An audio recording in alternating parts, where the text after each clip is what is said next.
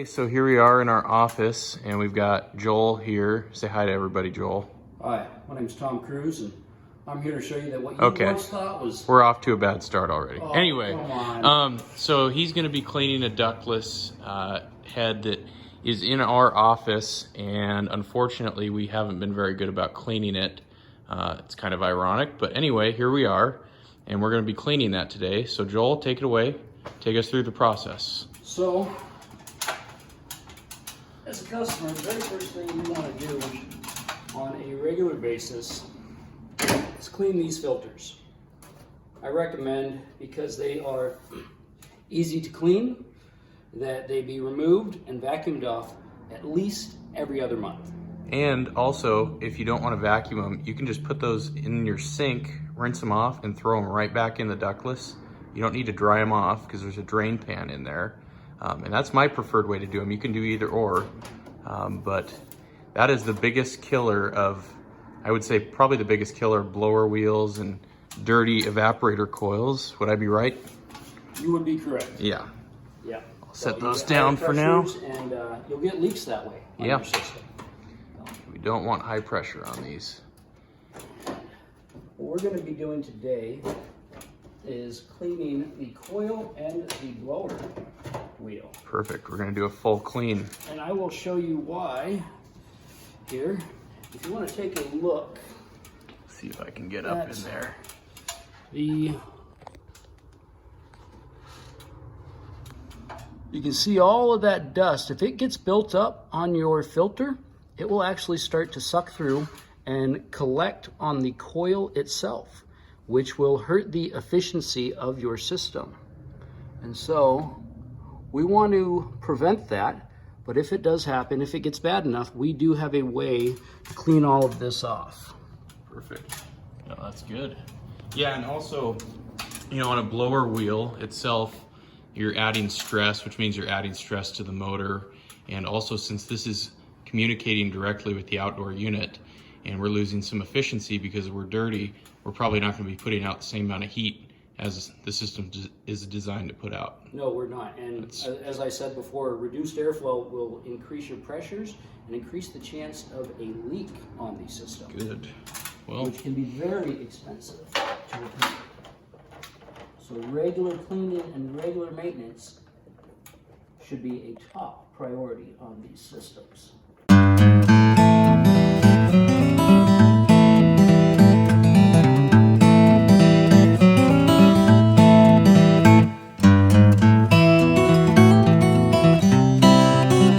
You can see we had a lot of dust build up back here. And on those parts there where you see the dust, absolutely no airflow will get through there. And that will hurt the system. We also take a look up in at the blower wheel fins. You can see up in there, they are coated with dust. That will restrict airflow because that blower can no longer move the amount of air it was designed to move. So what we have here is our Speed Clean mini split bib kit set up. So as we wash this coil and blower wheel, any of the water that does not go out the condensate drain line will wash down into this and drain all the way down into that bucket at the bottom. Cool. We use tape to protect all the sensitive electronics over here from getting wet. And we pre-spray the coil, if needed, with evap foam, no rinse. And that's a pretty neutral It's a formula, neutral, isn't it? Yes, it's a neutral. It's not caustic or anything. It's not going to eat away at the coil finish or anything like that. All right, go ahead. We're going to... And so that thing, you spray that on there and it creates foam. And then that helps foam, loosen up all the dirt. I'm gonna get up there and take a look. Yes. Oh yeah, look at that. Pulling all that dirt off of the coil. Brings it right to the surface. Cool. So we're gonna pull all that dirt off and then rinse away. And you're gonna do that with the blower wheel too, is that right? Yes. Cool. I'm not going to use the evap foam on it. Right. It's not needed, but I am going to wash the blower wheel.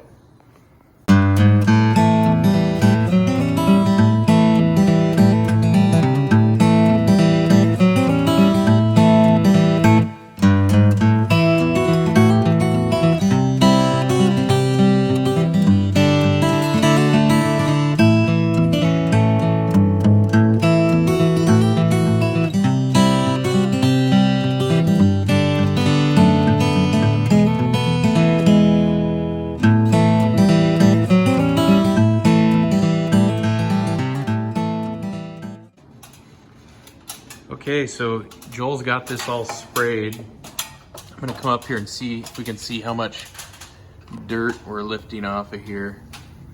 I guess we can kind of see. Oh, there we go, yeah. And I guess we're gonna see it all down in that bucket below, aren't we? Whatever doesn't go out the condensate line. Right. All right, so now that we have our mini split bib kit set up, we have our evap foam sprayed on. We are ready to wash this coil and blower wheel. So wait a second. So what do you got there? What kind of tool is that? That's like a. This here is a coil jet cleaner. Okay, so it's like a little tiny low pressure washer. It is a very low pressure washer. It's about 125 psi. Cool. You do not want to use any electric pressure washer on this because normal electric pressure washers, the pressure on them is way too high and you will damage these coil fins here. All right, cool. Go for it, man.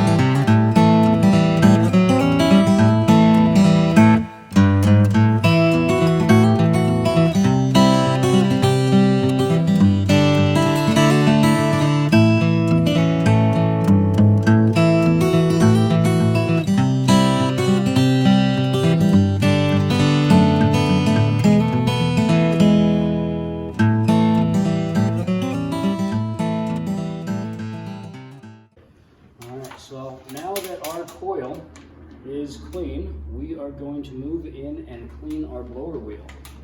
Exciting. I don't know if you want to take a look at just what overflowed out of the condensate pan. Ooh. Is what's down in there. Lots of dirty water. And you will see a lot more of that here in a second.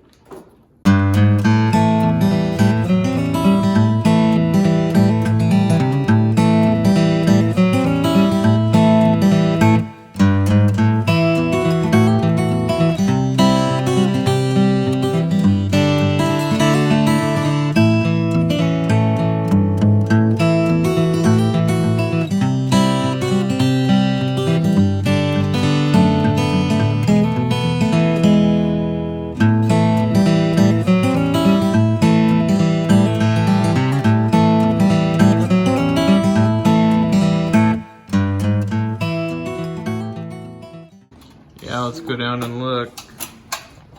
That is nasty. Nasty stuff. So we were breathing that before, Yes. huh? If Yeah. it's not in the water, you're going to be sending it into the air. How's it looking? Pretty good? Spotless Awesome. on the wheel itself. Great.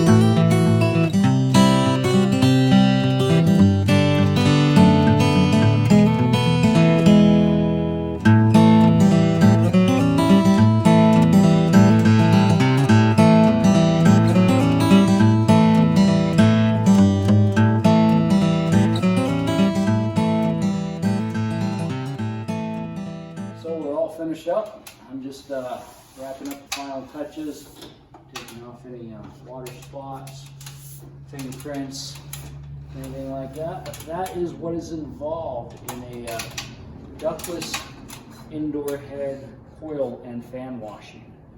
This is very important to do on a regular basis, as the coil and the fan starts to develop all that dust and grime on it that you saw.